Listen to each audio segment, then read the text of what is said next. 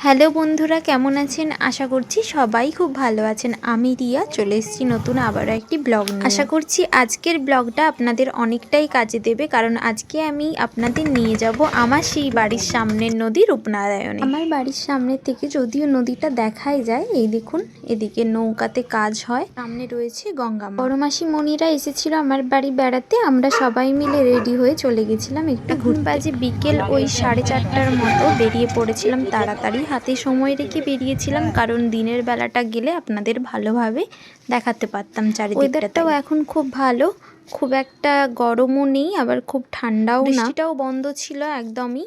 দুদিন ধরে যা গরম পড়েছিল, একটু ঘুরতে যাওয়ারও দরকার ছিল। আর জানেন তো, ওই নৌকাগুলো যে দেখালাম ওগুলো আমার বাড়ির সামনে থেকেই বালি নিয়ে ওগুলো দূরে দূরে যায়, ওখানে সবসময় তাই নৌকা থাকে। কথা বলতে বলতে চলেও এলাম দনিপুরে।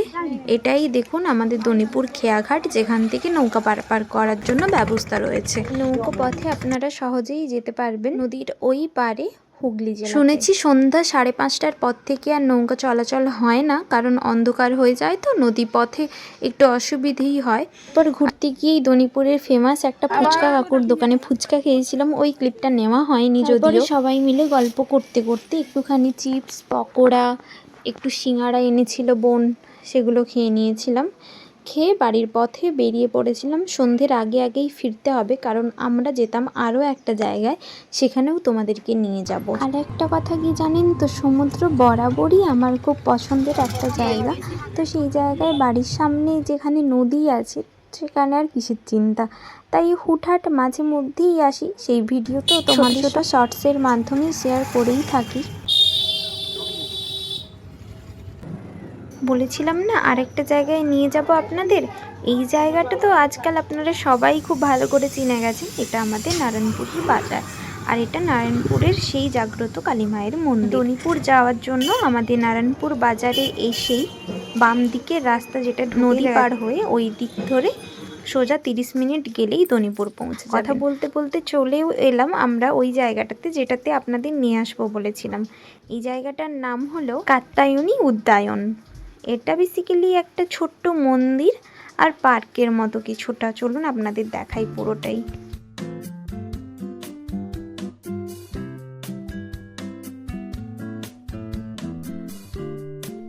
আসুন আপনাদের ভেতরের জায়গাটাও ঘুরিয়ে দেখাই একবার। সত্যি কথা বলতে, ভেতরটায় ঢুকে গিয়ে যদি 5 মিনিট আপনি বসেন কিংবা দাঁড়িয়ে থাকেন, মনটা একদম শান্ত হয়ে যাবে। আর ভেতরটাও এত সুন্দর করে সাজানো, সব জিনিসটা এত পরিপাটি করে গোছানো রয়েছে যে দেখলেই মনটা ভালো হয়ে যায়। এগুলো দেখার পরে একটু ঢুকে গেছিলাম মন্দিরের ভেতরটায়। এত সুন্দর ভেতরটা। আসুন আপনাদেরও দেখাই ভেতরে কোন ঠাকুর রয়েছে।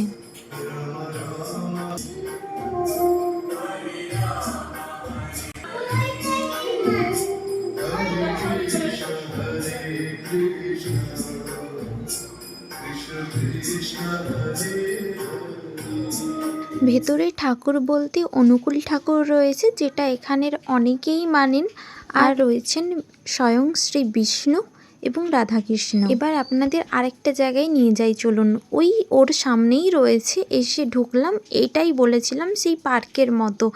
ভীষণ সুন্দর জায়গাটা, একবার দেখুন। নানান রকমের পাখি রয়েছে এখানে, আমি তো অত পাখির নামও বলতে পারবো না আপনাদের। তবে জায়গাটাকে শোপিস দিয়ে দারুণ সাজানো রয়েছে, দেখলেই একদম মন প্রাণ জুড়িয়ে যায়।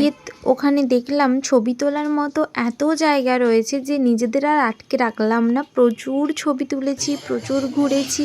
এখানে দেখুন সুন্দর সুন্দর রাজহাঁস রয়েছে কত। যারা এই আশেপাশের থেকেই আমার ভিডিও দেখেন, তাদের বলবো তমলুকে একবার এই জায়গাটাতে মাস্ট ভিজিট করুন। জায়গাটার নাম হলো মালিজঙ্গল পাড়াতে কাত্যায়ন উদ্যায়ন। আর এখানে এত রকমের টিয়া পাখি রয়েছে, ম্যাকাও রয়েছে। যদিও অত ভিডিও নিতেও পারিনি আমি। এখানে একটা ছোট্ট মতো মাছের ঘর রয়েছে, যেটার মধ্যে অনেক ধরনের অ্যাকোরিয়ামে বিভিন্ন ধরনের মাছ রাখা ছিল।